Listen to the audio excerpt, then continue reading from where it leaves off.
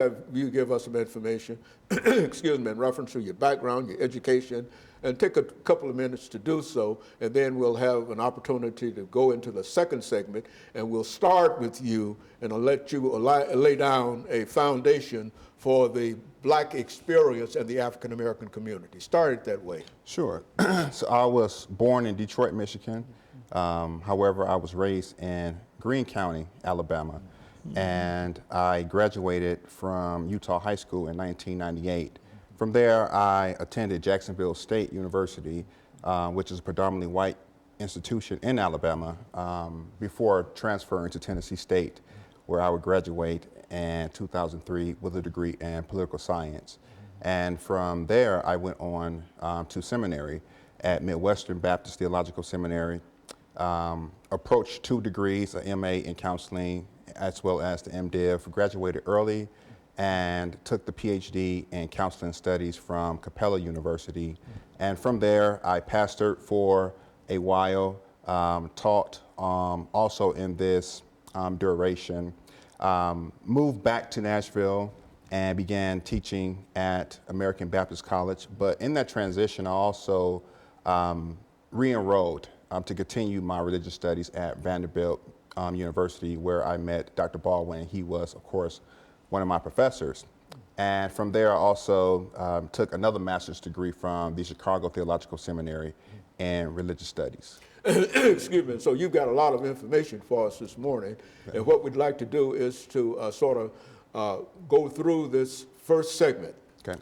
And then we'll come back with an 8-minute segment that will allow you to expand on your idea of the Black community and the African American experience. And I think, Dr. Baldwin, since we have a couple of seconds in this segment, I think that this is the information that we would like to see if you could bring to us this morning dealing with this particular topic. Because I understand from you, Dr. Baldwin, as one of the leaders in reference to this young man's education.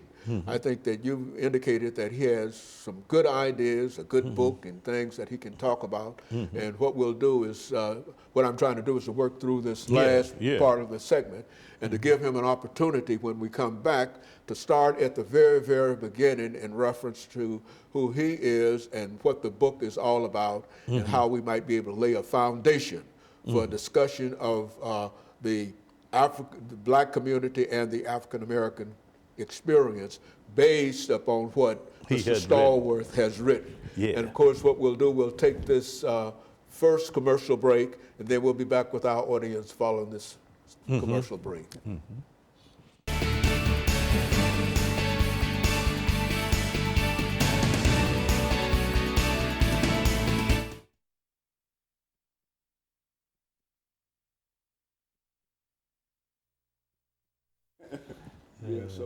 So when we start, you give us your book, talk about your book, as within the framework of the Black community and the African American experience. And then, you talk about it for 3 or 4 minutes, and then Dr. Baldwin, you follow up and deal with what some of the things that he's talked about, et cetera.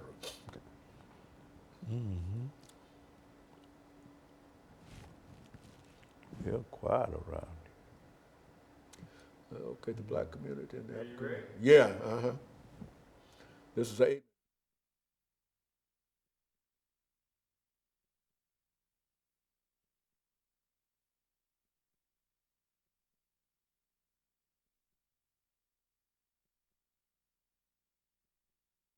Thank you and welcome back to the second segment of the show for today. We're talking to Dr. Lewis Baldwin and Dr. Stallworth in reference to the Black community and the African American experience. Let's pick up with you, Dr. Stallworth, to have you to give us some information in reference to the Black community and the African American experience from that perspective. Sure. Historically, I think the Black community has always been led by religious figures. This is also seen within the slave ship experience. And so in my current work, I do argue or make the argument rather that something phenomenal, supernatural happened the moment that slaves became shackled together.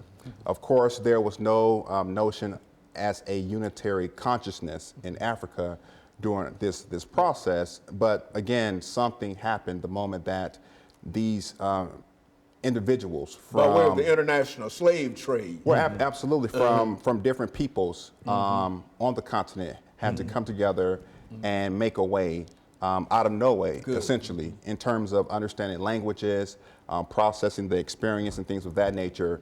So in this experience, you have two phenomena that exist. You have individuality and individualism. So you had some Africans that perhaps suggested that we can survive this ordeal by ourselves. For instance, if I tell the slave captain that so-and-so are making a plot to disrupt this trek, then perhaps I can get more airtime on the deck, perhaps more food, more rations, and a little bit more space in the belly of the slave ship. And conversely, you have individuals that stayed together that said, well, no, our best chance of survival is not operating as an individual, but operating as a community. So those two aspects of the Black community survived the slave ship experience. It survived in the New World and the different areas.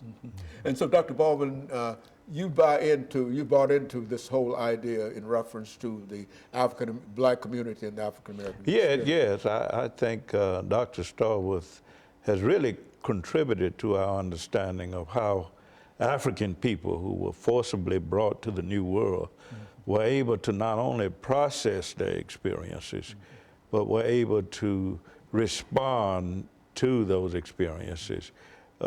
James Weldon Johnson, and that comes to mind when I read Dr. Starworth's book. James Weldon Johnson talked about the role of the preacher in bringing together, giving Africans from different tribes their first sense of community on the plantation. And I think this is what Dr. Starworth is talking about, the role of the religious figure in giving African Americans their first sense of existential togetherness, or their first sense of community, which is really what James Weldon Johnson was talking about in his book, God's Trombone, in 1927, is that the preacher was the central figure. He was a unifying figure, because these people had come from different tribes in Africa, speaking different languages, having various senses of how to come into community, that tribal traditions, etc.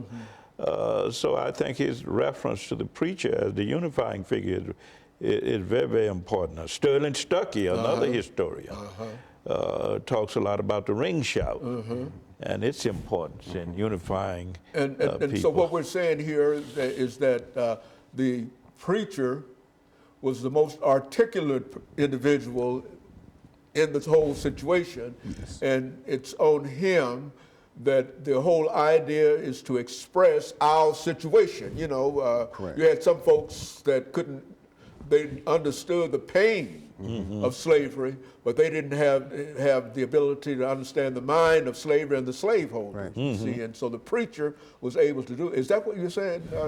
That's exactly what I'm saying and what I'm getting at. And I think it's important to also remember that the newly enslaved Africans certainly would have embraced this notion of being led by religious figures. There was nothing new to them. They experienced on the continent of Africa.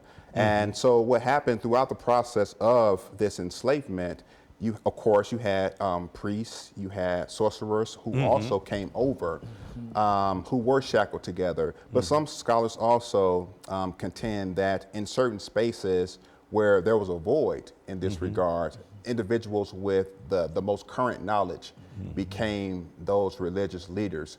And throughout time, this morphed into what we would know to be the slave preacher or the Black preacher. And Du Bois certainly, brings this to bear in, his seminal work, The Souls of Black Folk. And he makes that argument by 1750. Exactly. Blacks were ripe for a transition into something new.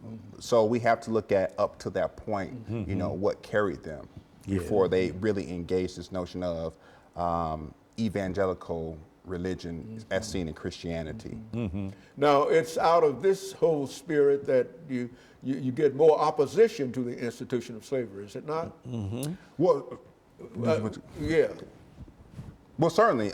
And we also have to remember that from the word go, the moment that those shackles went on, slaves rebelled. There was opposition. There's always been opposition. Always been Always, opposition. Yeah, always. From the first time somebody kicked you, Absolutely. chained you, and put you on a ship. Absolutely. That's opposition. Absolutely. And even that arises out of this concept of existential togetherness.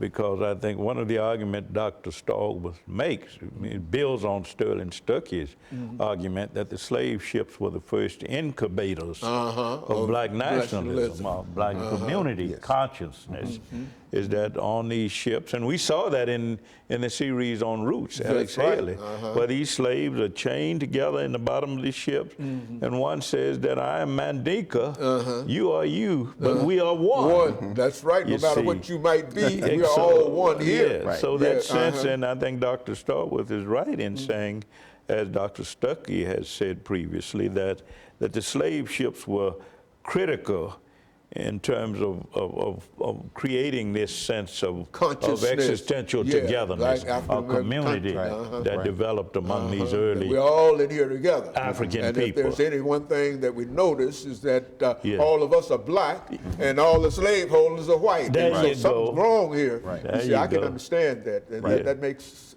sense to me. And so what we'll do, I think we're getting ready for the second commercial break, and we'll come back, Dr. Stallworth, and we'll have 10 minutes. Okay. And so I want you and Dr. Baldwin to bring us additional information in reference to the topic, because I think that this has been a very, very important piece of information for me, understanding some of the aspects about this consciousness in the slave ships. You see, and I think that that's something that's entirely new as far as my understanding of the African American experience.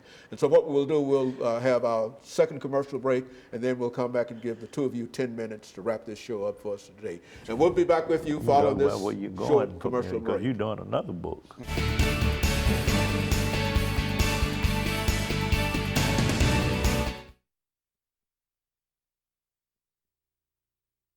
You might say something about it, because that's important. Okay.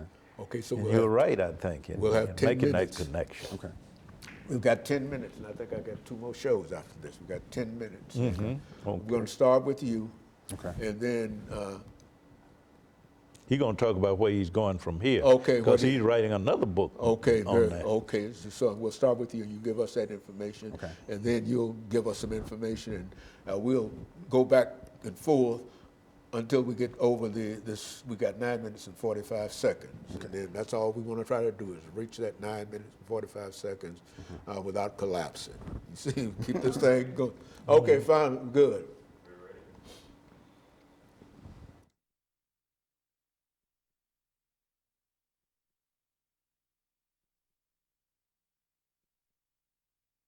Thank you, and welcome back to the final segment of the show for today. We're talking to Dr. Lewis Baldwin and Dr. Stallworth in reference to the black community and the African American experience. Dr. Stallworth, let's see if we can come back to you and to give you an opportunity to not only talk about the black community and the African American experience, but some of the other things that you're working on that sort of relates to what we're doing. And then, of course, Dr. Baldwin will join in, and we'll be able to carry this final 9 minutes to the end. Sure. So I end the book with a chapter on Martin Luther King Jr. and the rhetoric of existential togetherness. And by that, I simply mean that at the very end of his life, the last public proclamation that he would make to an audience of black people would be this notion of unity. And how critical it is for black clergy to be that motivating force that will pull unified black people along. And so I think it's important also to note that King walked in that slave preaching tradition.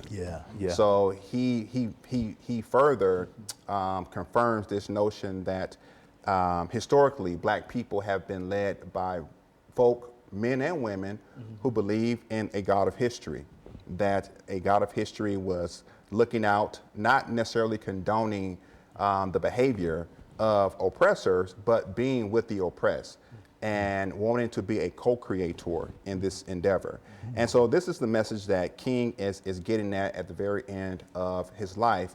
But I also make a note that this notion of togetherness is going to be a complicated process, simply because you have individuals who are privileged. You know, black individuals, meaning that they have space, they have opportunity, and they have power to manipulate things and people, etc. King knew this well, and he talked about this in that last speech. So I do make the argument that this is the antithesis. Black privilege is the antithesis of existential togetherness, this notion of unity.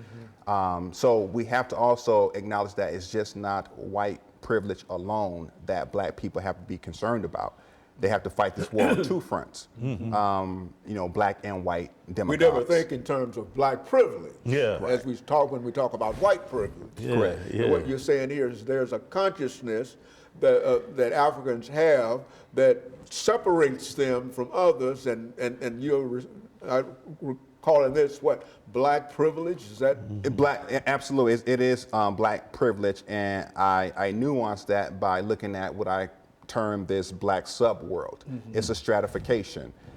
So whenever you have a group of individuals, there's always a subsect of that experience, and so it can no longer be, you know, white people are doing X, Y, Z. Now that has to be critiqued because that is a reality. But it also has to be critiqued in the subworld. So there are two battles that have to be raged in order for black people to get at this notion of unity and also thrive in the coming years.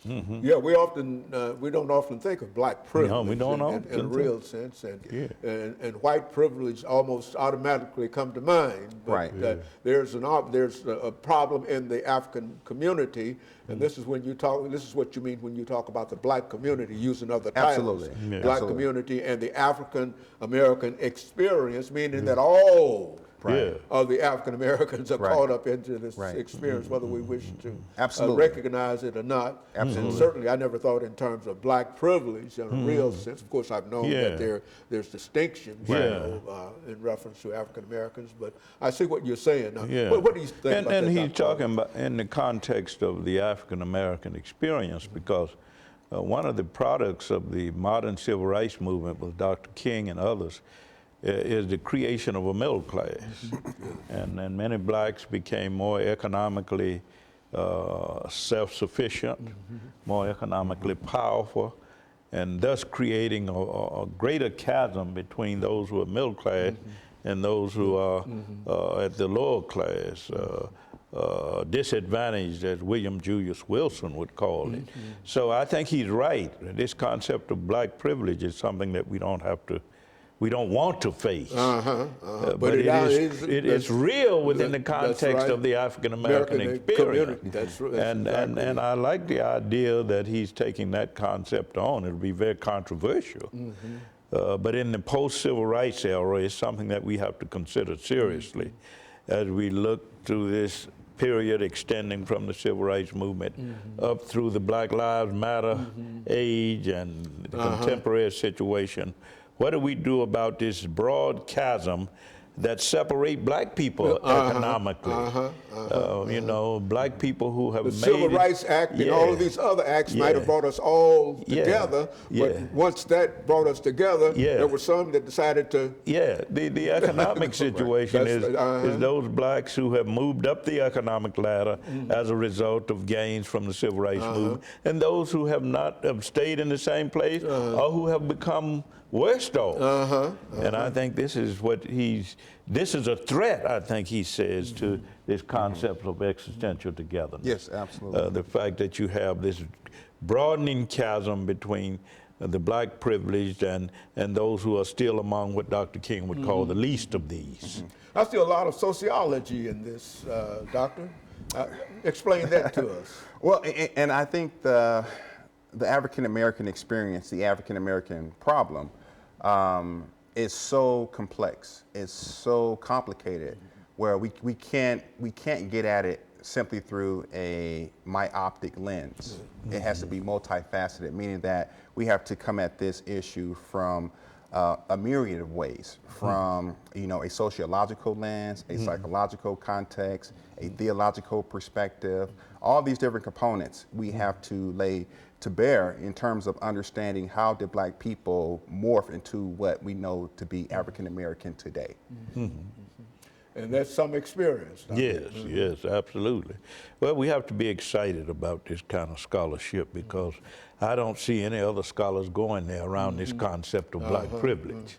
And I think it's a concept of the future for us to debate, to strongly consider, and most of the scholarship now is about white privilege. But what happens when we are forced to confront the concept of privilege within the context of our own community? Those who are privileged and those who are less privileged or underprivileged, those become questions that we have to consider in the future. You know, I think one person that that we often have, Dr. E.K. Sanford. Yeah. He deals with a lot of sociological information in reference to this, and I think that this is bringing the African American experience not only around to a political situation, but through a sociological, it's socio-economic, that's right, it's intellectual, all and of we're these. learning all aspects of it, and Yeah. I think it demonstrates what many of us have known for a long time, that the African American experience is a very, very complicated. Multifaceted. That's exactly it. You know, it's not that that we all were started as slavery, but now we are all together. But no, that's not it. And I think the more we talk about this, the more I think we can say that Black folks are becoming like everybody else. Oh, it's no I mean, question I think about that has always been our desire. the changing, equality and et cetera. And the so shifting phenomenon. That's right. It's not. You can no longer speak of the Black experience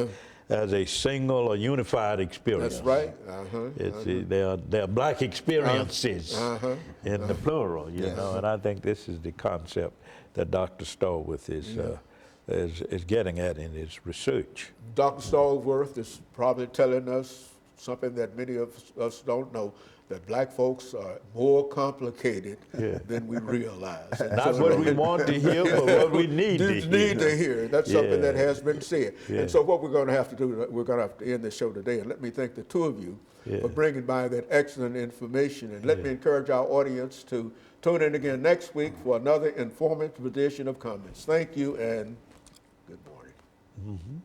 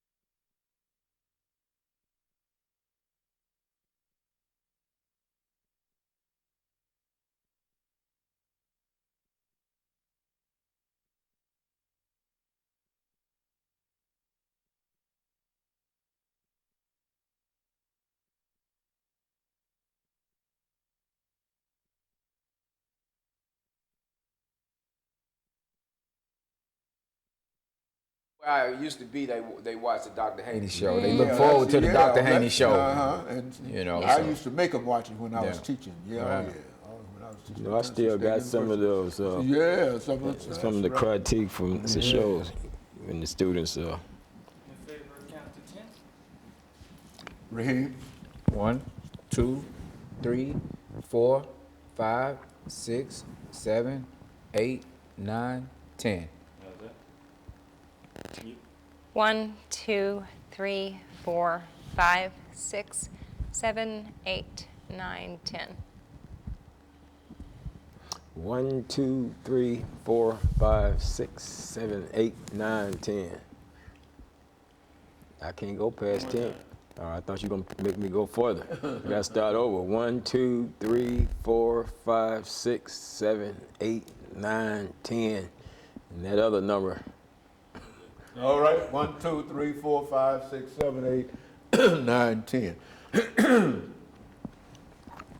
You gotta. You know I got you, Dr. Haney. That's good. I appreciate that. Get you, That's go right. ahead, take it. Okay. You got another show 1, to 2, do. 3, 4, 5, 6, 7, 8, 9, 10.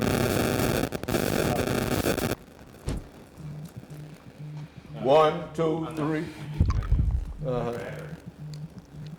Are you sure that it's my barrier that my machine might not be on?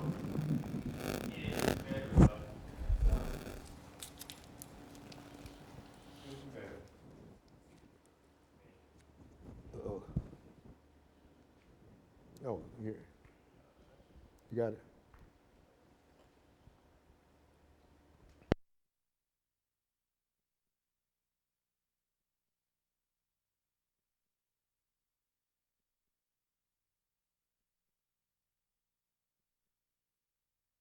Raheem. Okay, is that right? Okay. I'll try to take this.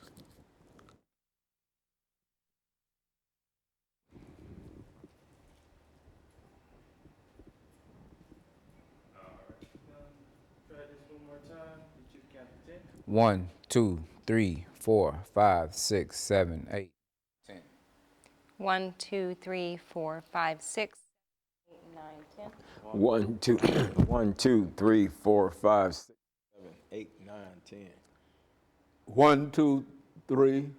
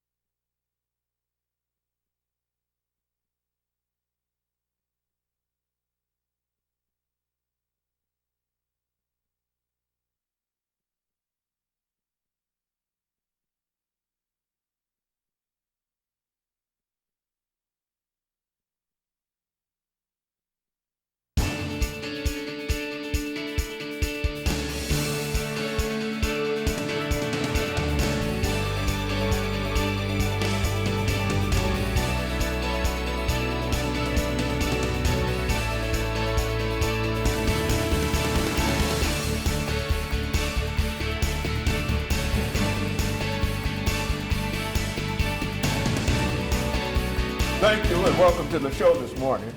The topic this morning is incarceration reform.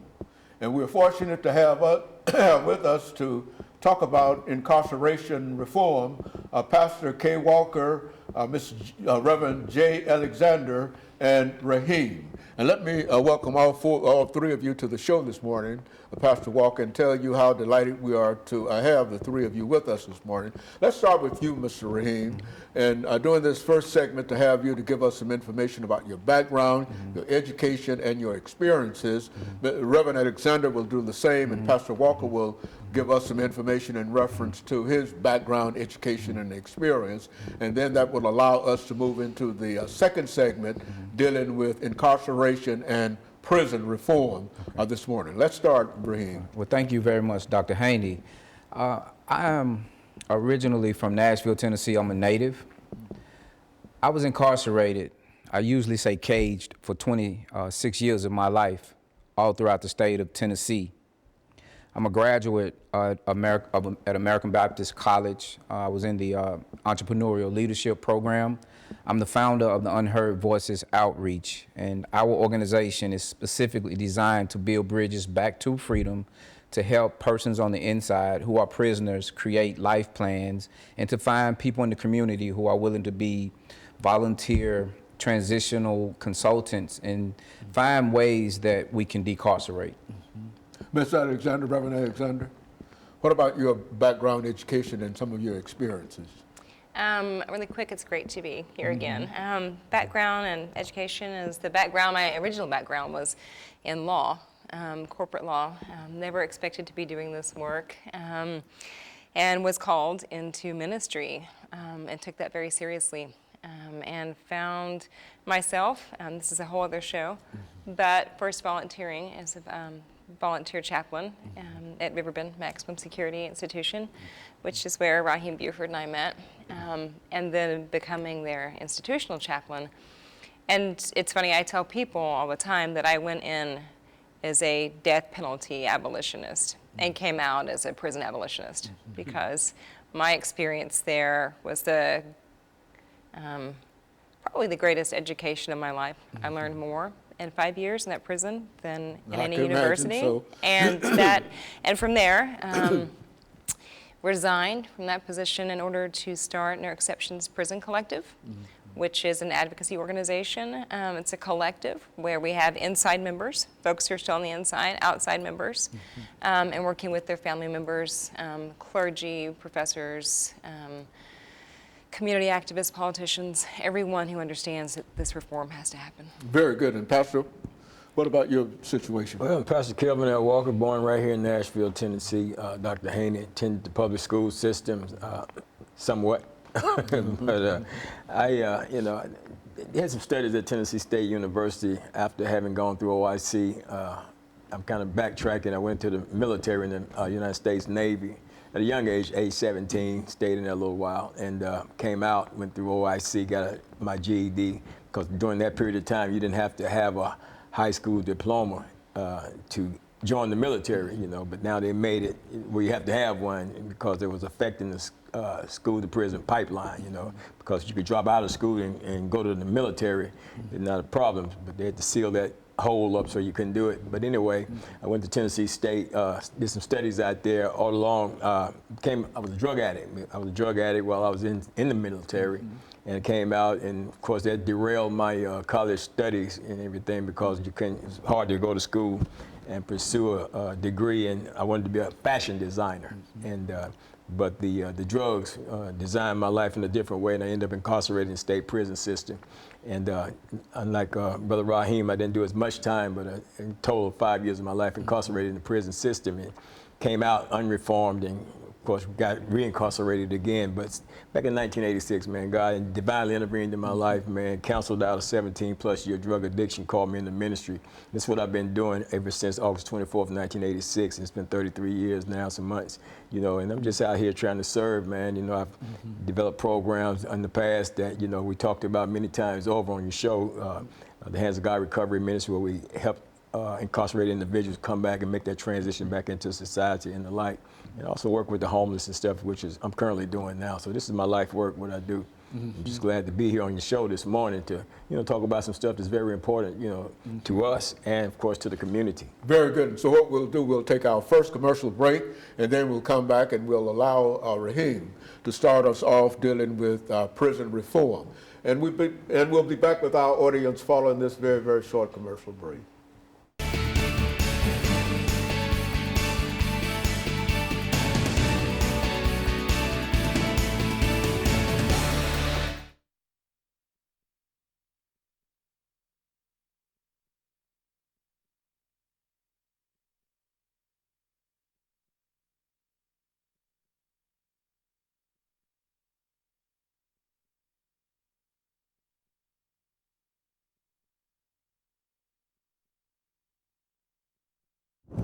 Incarceration and prison reform wherever you wish. Know that this is an 8-minute segment. Talk for about two or 2.5 minutes. Good. You talk about two and build up on what he's talking about, and you end us out for the day on this second segment. 3. Y'all talk, leave me 3 seconds. Sometimes you bounce back and forth, but I'm sure it's. You'll be all right. You'll be all right. I'm the only man supposed to be interested in that clock. If everybody else started dealing with it, I know I'm wrong. I've had some problems. But no, just, see, this is our 8-minute segment, right? Second segment. And so what we'll do, we'll continue this 8-minute segment. What is it, Somebody- still rubbing? Still, yeah, Something hitting it. trying to open.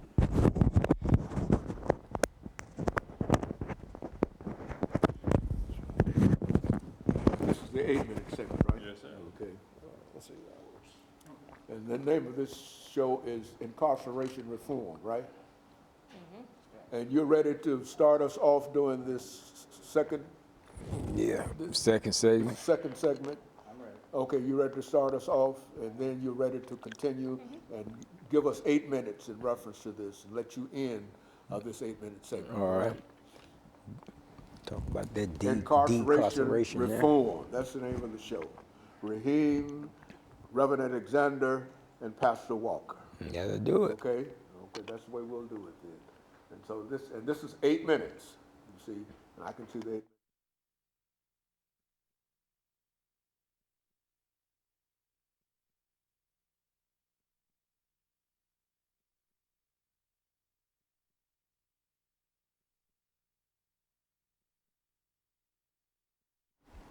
Thank you and welcome back to the second segment of the show for today. We're talking to Raheem, Reverend Alexander, and Pastor Walker in reference to reform in the prison system. And let us pick up with you, Raheem, during this second segment, and have you to give us some information on the topic, incarceration and reform, and how that has dealt with your life. And of course, Reverend Alexander will pick up from there. Well, how it affected me initially is I was in prison, and I saw people get out of prison and in some cases come back in 30, 45 days, particularly in my own family.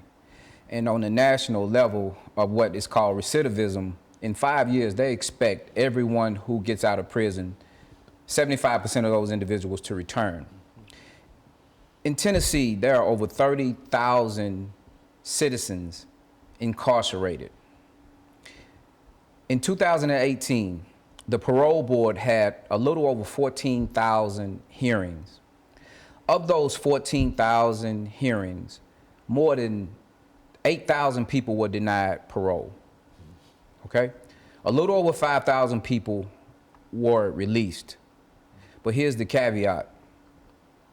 Less than 3,000 actually made parole. Nearly 3,000 expired their sentence. We don't know if they had programs. We don't know if they needed medical treatment. We don't know if there were mental health issues. We don't know. They were just released from prison. And so as we talk about reform, we're talking about rehabilitation or we're talking about transformation. If we're talking about rehabilitation, we have already failed. But if we're talking about transformation, this is the opportunity where reform comes in. And this can most the easiest way to view this is to look at individuals who have been released from prison and have succeeded.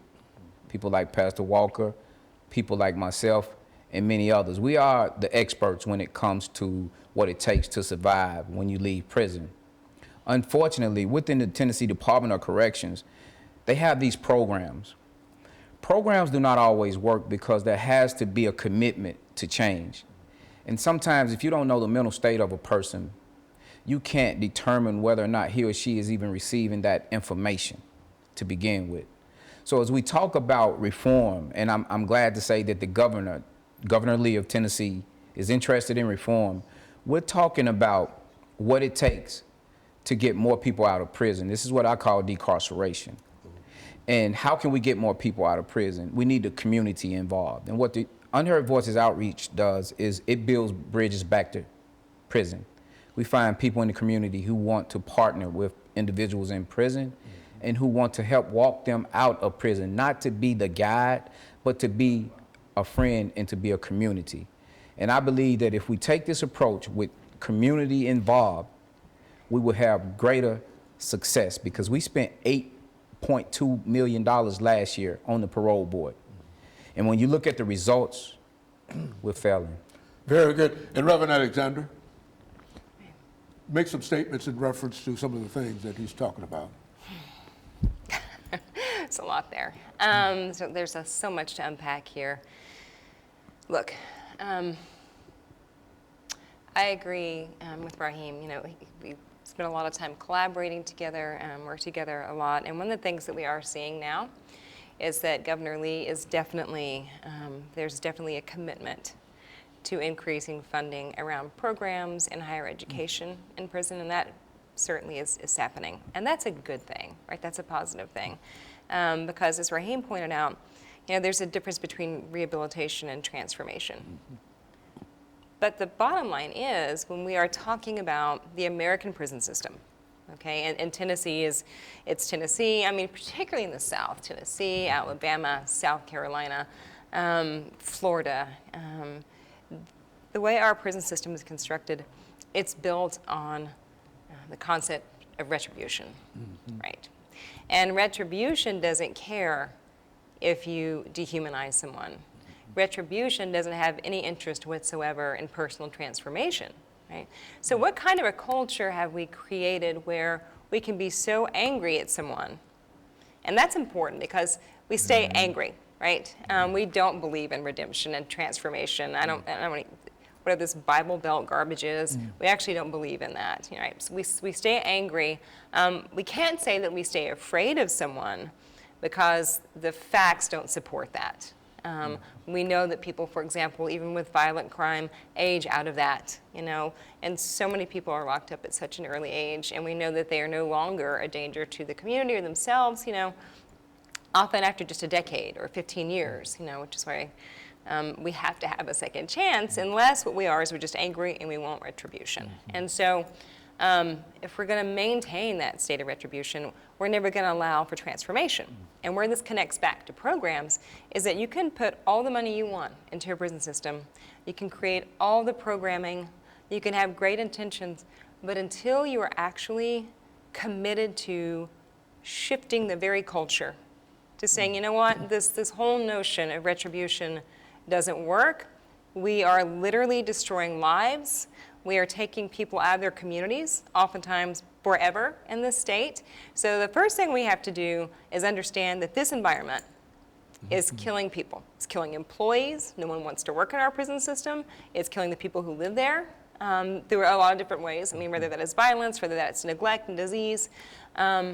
We have to decide that what we want is to restore people, to remember people to our society. And so any sort of prison reform, if we're serious about this, we need the transformation. We talk about people on the inside with transformation. We're the ones who need it. Transformation has to be made outside of the prison walls. Our entire culture needs a transformation, our society. We're not going to be truly committed to any sort of reform and transformation on the inside if we can't do it on the outside. In this second segment, and then we'll start with you doing this final segment, Pastor. Well, I guess it got a lot to do with how society views the individual that's incarcerated, and also the individual that the formerly incarcerated. You know, what lens are we viewed? You know, and I said we, I'm talking about myself and many others who have been incarcerated, and yet, you know, you make strides in life and you're free from physical incarceration, but then you're not free from the mindset toward the formerly incarcerated or toward those who are currently incarcerated, because it's a dehumanizing thing, as Reverend Alexander was speaking to. You know, we're dehumanized. You know, it's like we don't matter. It doesn't count. You know, and when it comes to us, you know, my life really, no matter how much I accomplish, you know, we have a system that says I don't care, because all I want to do is I want to punish you for what you did, and I'll always remember what you did. Okay, and so what we'll do, we'll take this final commercial break, and then we'll get back to Pastor Walker during this final segment. And we'll be back with our audience following this short commercial break.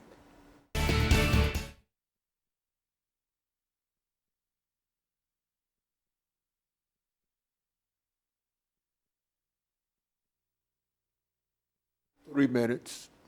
You take about 3 minutes, and we're going to let you end it up for today. Okay? And you, okay, is that? Yes, yeah, okay. I might pass the ball, though.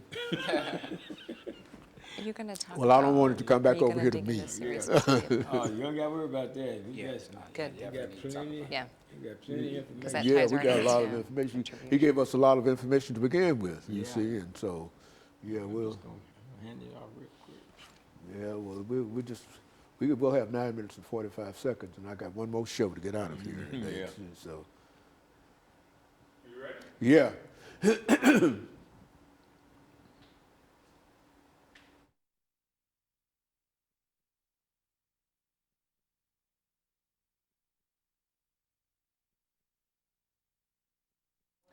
Thank you and welcome back to the final segment of the show for today.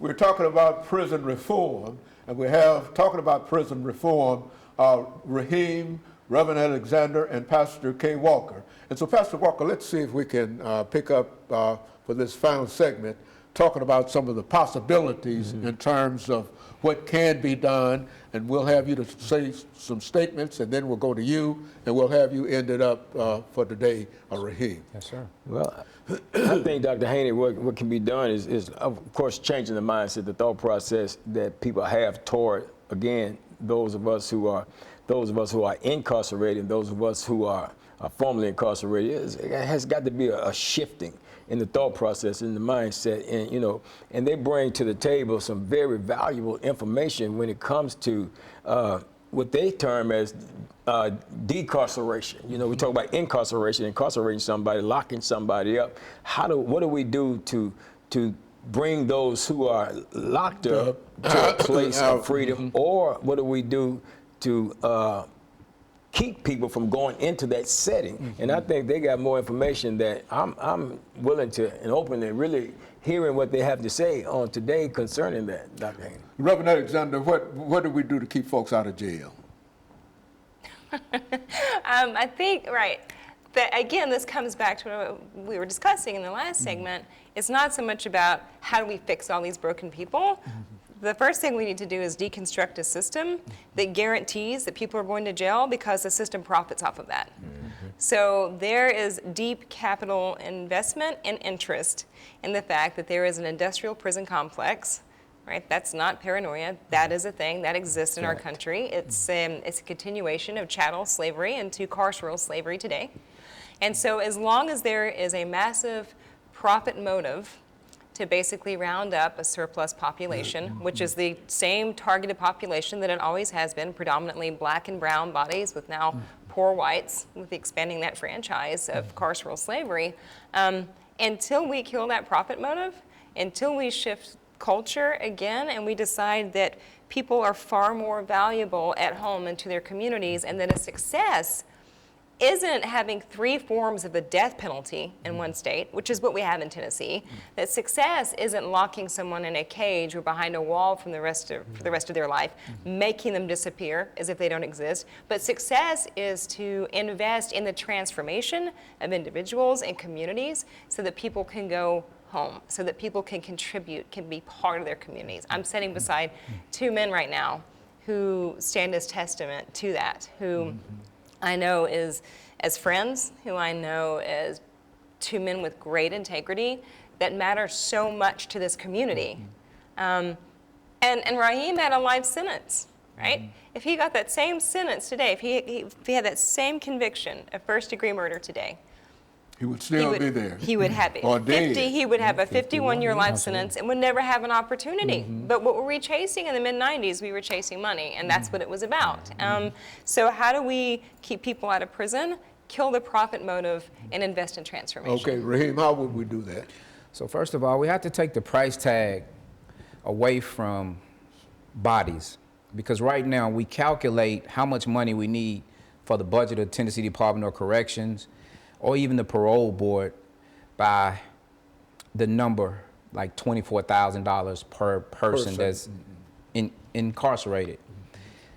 But when we think about the parole board and its refusal to do its job, and what does that mean? As a parole board member, my understanding is that you are to determine a person's suitability to be released.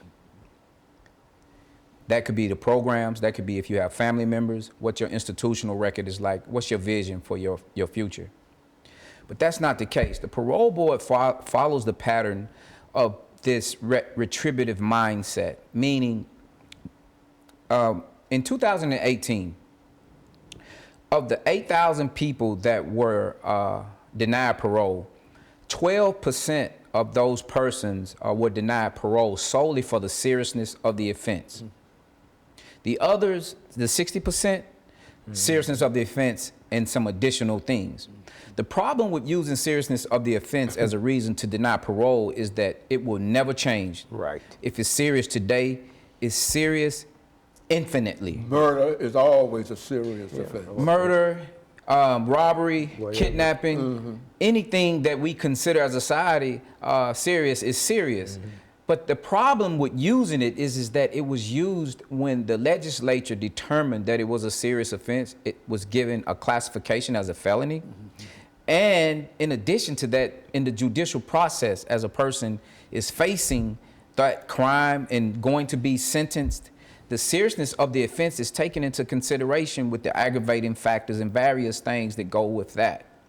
Why would our parole board replicate the very same thing that happened in the judicial process, happened in the legislative process?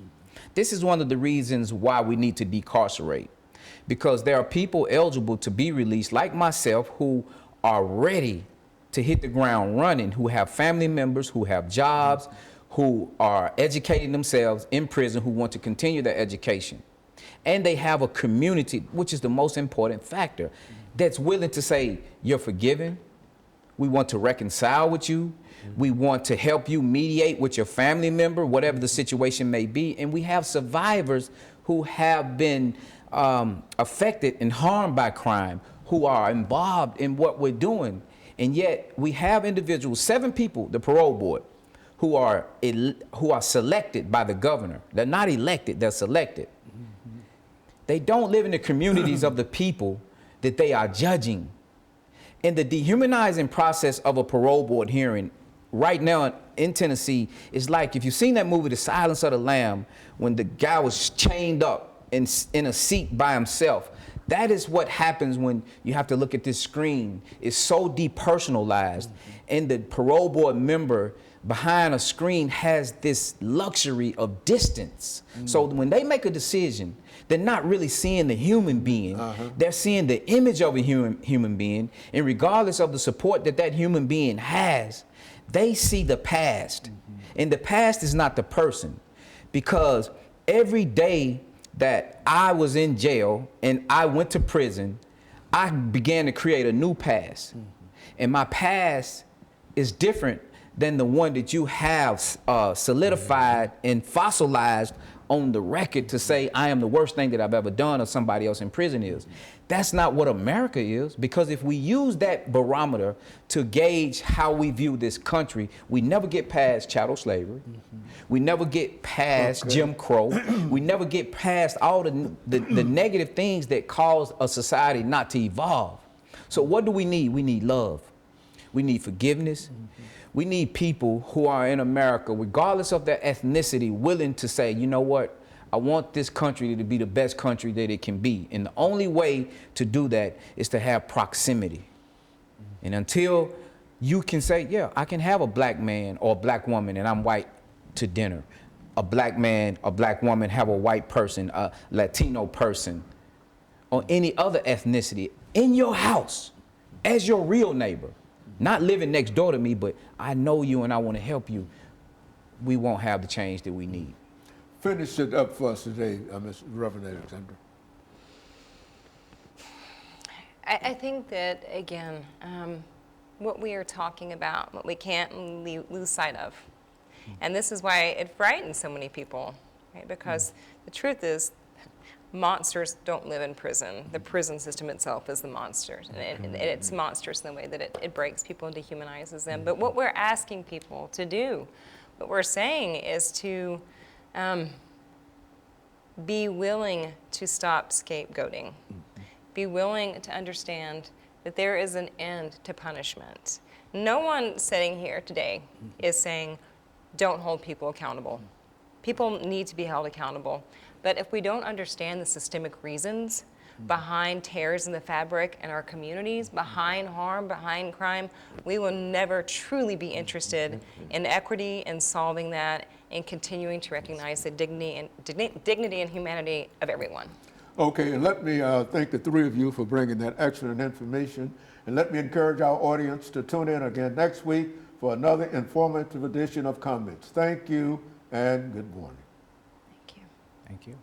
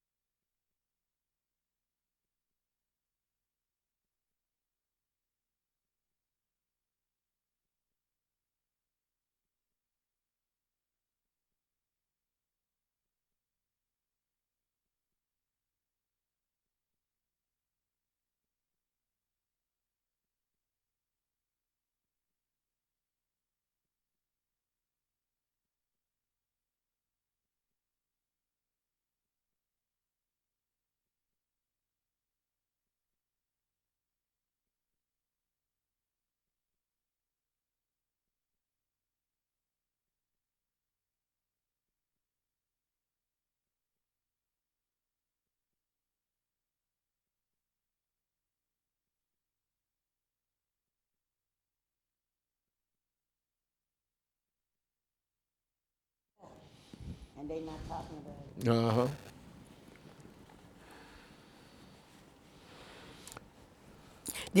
It's 14 girls missing in 7 days. Nobody's phone went off because it wasn't Becky's daughter. You see what I'm saying? And I don't think that's fair. 14 girls, the girls. youngest one 12, the oldest one 15. In Nashville? In Nashville, East Nashville, North Nashville, Sellecourt, Antioch. It's in reality, we know of 13 or 14 Yeah, women, it's all young over the girls internet. that are missing. That's some And nobody say anything about it on TV or anything. I mean, you know, we No, see. not us, not with the black ones. But soon when them white ones come up, Amber Alert, all kind of That's right, billboards that's and everything. exactly it. So that's what I'm talking about. So Yeah, I'm not. yeah, that's what we want to talk about. Yeah, That's what yeah. we're talking about. You mean 14 young And black I'm women? gonna say it, yeah. You can pull it up. All you gotta do put 14 girls missing in 7 days and watch where North Nashville, East Nashville, Monroe Street, normal little streets. These 2 boys just come up missing off the bus stop, off of their school bus stop. the 14 girls here? Yeah. Look, like right here, for instance. 15 arrests doing human trafficking sting in Metro. Ain't that something? I ain't got my glasses on, but Metro something. But look, see what I'm saying? See, they 15 arrested during the sex trafficking, but did they find all of them? Uh-huh. You see what I'm saying? So they ain't even talking about us because we black girls that they don't care about no way. And I feel like the elected officials, the black powered women's and the 100 black women sorority and all that shit, these are your children's, your nieces, your granddaughters, you don't, Yeah, we need this information, Ms. Greenlee. We got to get this. We got to do this show now. Yeah. So everybody know that this is part of my story, and they sense it to me every time, something come up missing. Somebody come up missing. Young girls. They just found 3 girls in a U-Haul truck over here off of one of these streets. In a U-Haul truck. I'm trying to see if I should pull it up right quick. Yep. And then, wait a minute, 13 Uber drivers arrested for sex trafficking in Georgia. Look at all them girls. Okay. See what I'm saying? Ain't nobody, but Nashville is awful. It is awful everywhere, but ain't nobody talking about it like they need to be. You see what I'm saying? These girls are being handcuffed, drugged, crying, want to go home, and all of that, like I was when I was 12. That's too much information you're giving out now. You wait. Let's get that information on tape. Oh no, you know I'm gonna come back. You know I can said, wait, repeat. don't be You going know all I like can that, repeat, man. cause Miss I that go on tape. ham. Yeah, I'm already.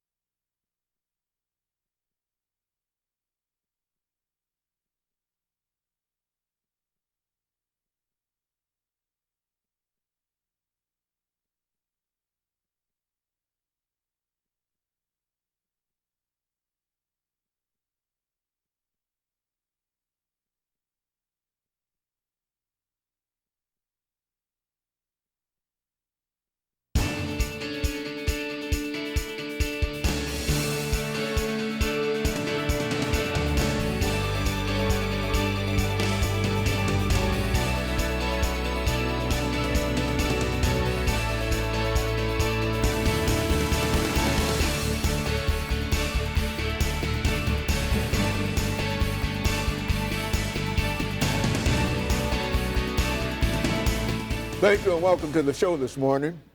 The topic this morning is sex trafficking in the African American community in Nashville, Tennessee. And we have with us to talk about this topic Ms. Greenlee. And of course, Ms. Greenlee, let me welcome you to the show this morning.